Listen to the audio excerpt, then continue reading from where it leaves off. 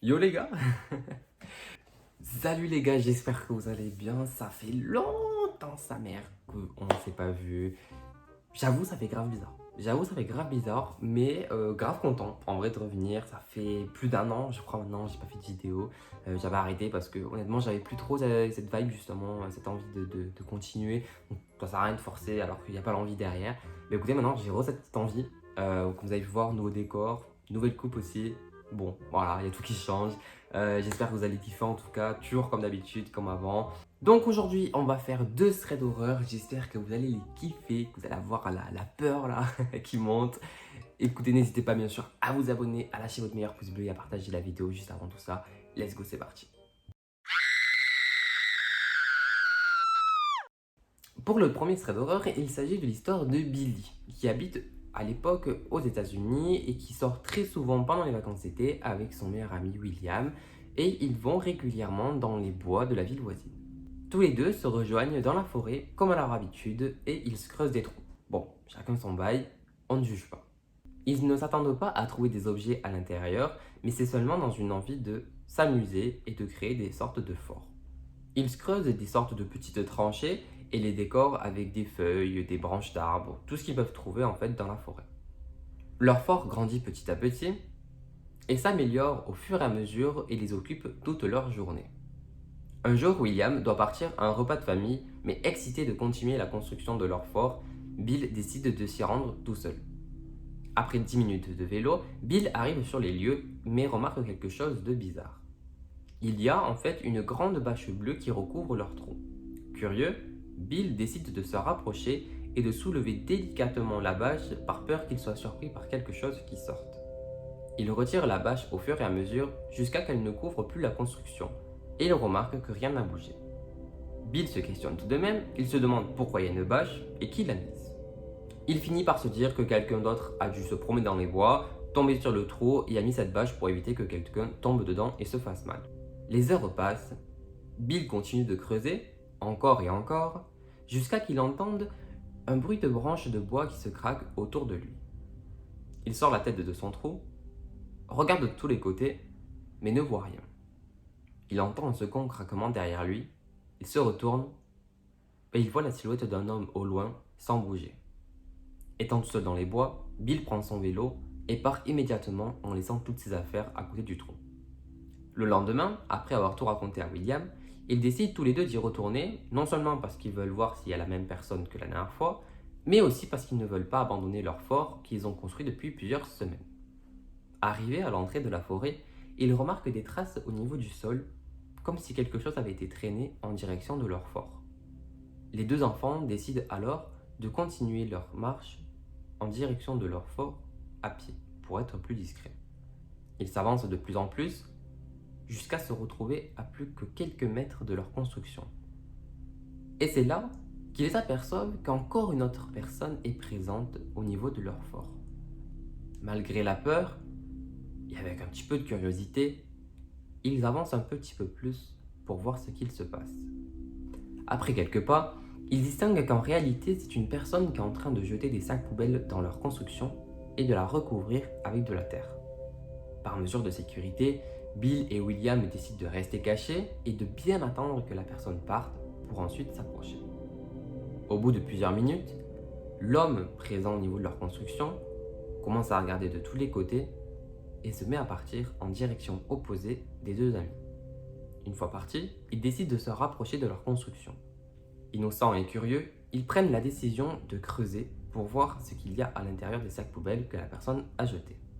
Après plusieurs coups de pelle, ils atteignent un premier sac, le sortent, mais lorsqu'ils le tirent de la terre, le sac se déchire entièrement.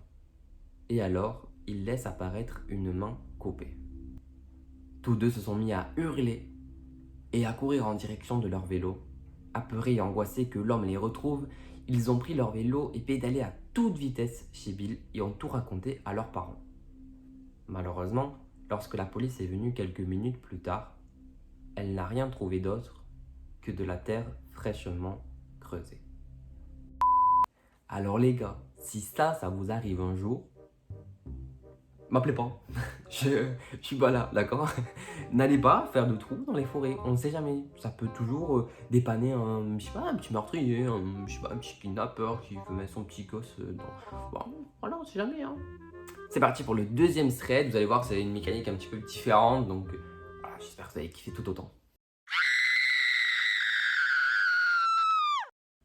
Jane a toujours détesté l'appartement de sa grand-mère depuis qu'elle est toute petite. Il n'a rien de normal. Son ascenseur est étroit et effrayant, les couloirs sont longs et sombres, le hall d'entrée est décrépit et le sous-sol a une odeur très désagréable. Y entrer est toujours une torture pour elle. Même ses parents semblent mépriser cet endroit et évitent le plus possible de s'y rendre.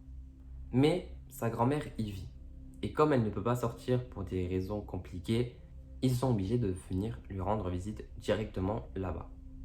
De plus, il n'y a vraiment aucun moyen de la faire sortir, même plusieurs fois ses parents ont essayé de la convaincre de partir pour habiter dans un autre endroit plus proche de chez eux, elle n'a jamais voulu et n'a jamais donné aucune explication de pourquoi elle ne veut pas. Donc, chaque Noël, chaque fête, chaque anniversaire, ils doivent s'y rendre directement. Jane trouve que finalement, en grandissant, au fur et à mesure des années, elle a de moins en moins peur, que les choses sont devenues plus faciles et qu'elle a appris à être indifférente vis-à-vis de cet endroit. Mais plus les années passent et plus l'immeuble se vide.